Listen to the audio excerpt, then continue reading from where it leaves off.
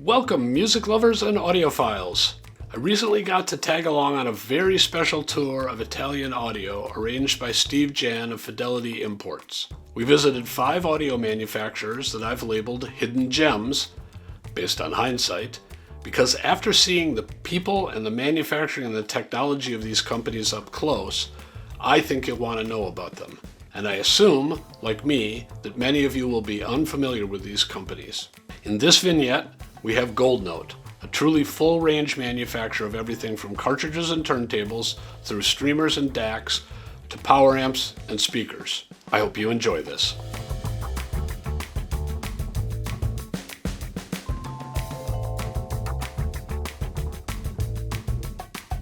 Goldnote aims to do something that I think high-end audio could use more of. Of course, you should be the judge, but I'd like to lay this out for you because you may find that Goldnote does the things you've been looking for but have struggled to find. We could say that audio manufacturers tend toward one of 2 extremes. One of these extremes consists of an appliance-like focus on features and convenience. The traditional mass-market consumer electronics companies tend to lean in this direction, and often products from these manufacturers have an element, or a full dose, of home theater and whole house use cases at their core.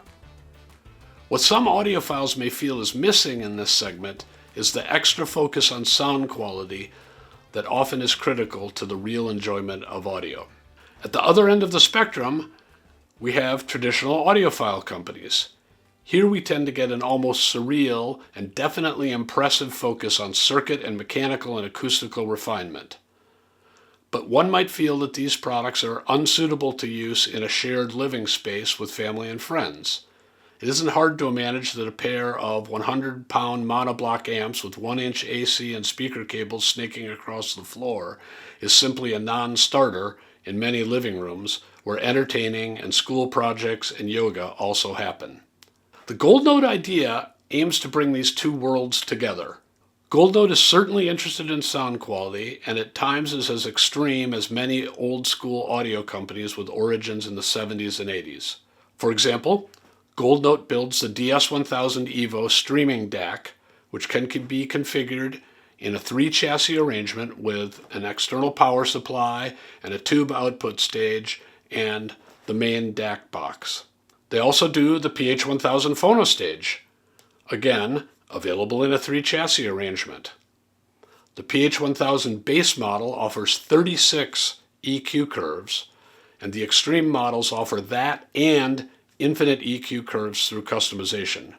Goldnote emphasizes that they offer alternatives to RIAA EQ because many early records were cut with another pre-emphasis curve. You've probably heard that before. But they also point out that even if RIAA pre-emphasis was nominally used, the general tone shaping of 60s LPs and 90s LPs is just different. And careful listeners might want to adjust for this.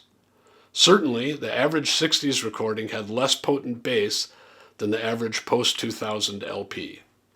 In a similar vein of extreme audio engineering, we got to hear the Goldnote XS85, note the name, XS85 loudspeakers, along with the Goldnote Bellagio Conquest turntable.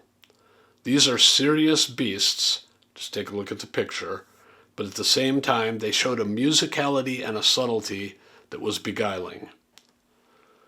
Goldnote says they're excited about doing new and controversial product concepts.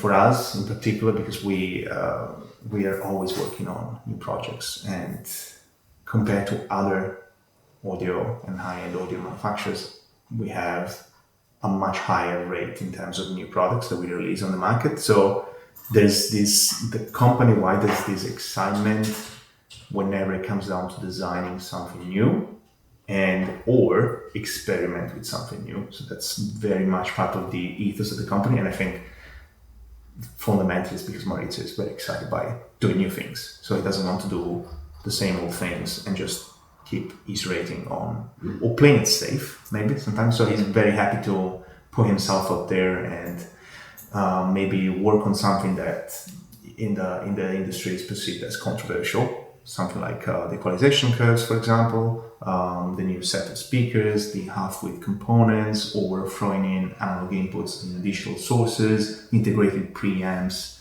inside of sources, like integrating a preamp inside of a phono stage, adding headphone output to the phono stage. Like, he's really happy to experiment with this sort of solutions.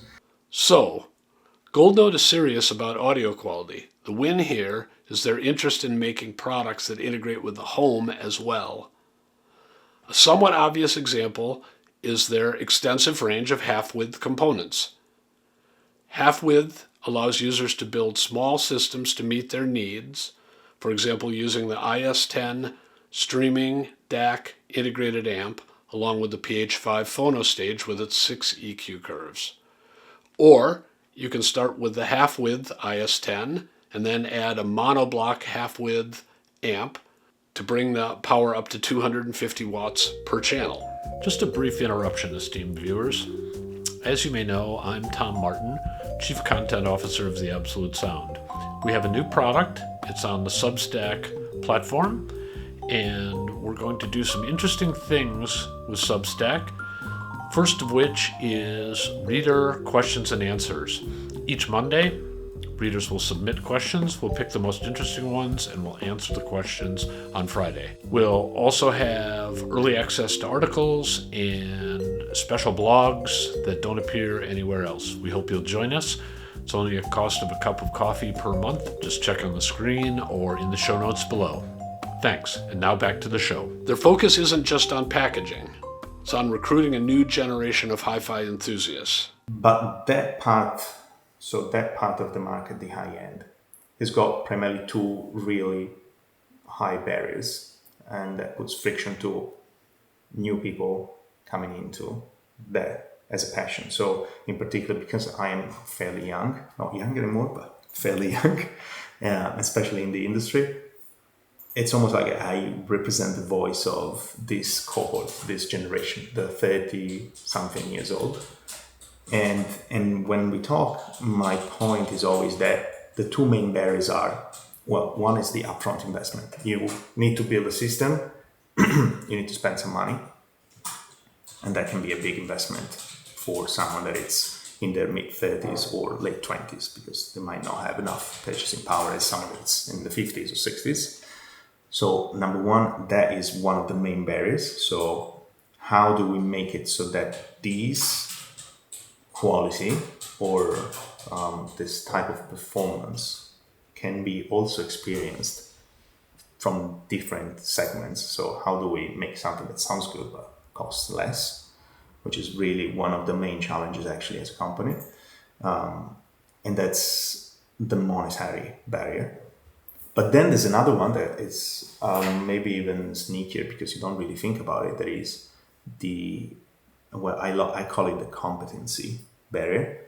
That is, if I have no previous experience in two-channel audio and I look into the window of a store and I see a system, I have no idea what I'm looking at.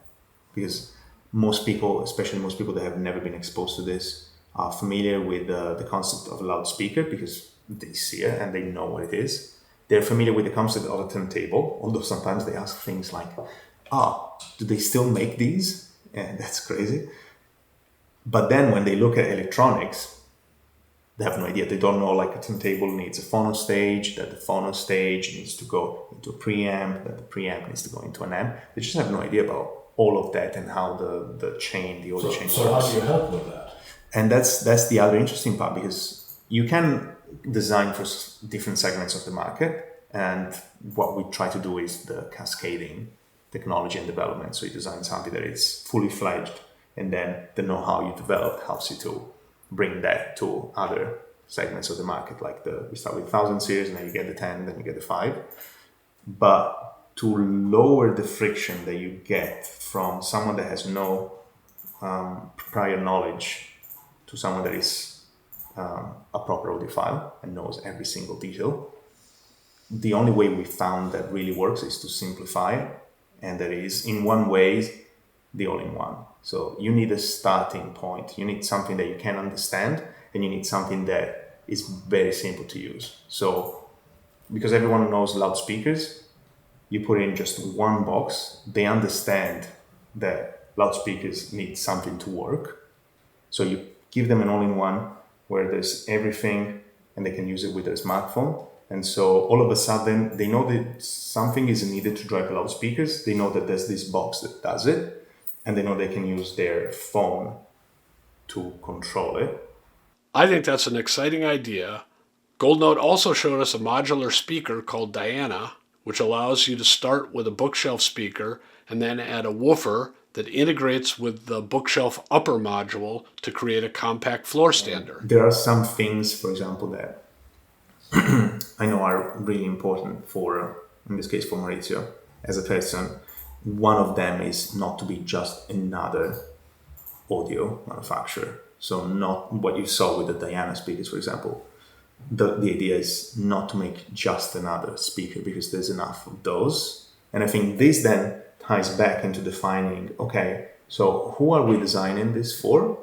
And my personal take is that we're designing for someone that wants to enjoy that type of audio quality, but doesn't necessarily want a more traditional type of hi-fi product.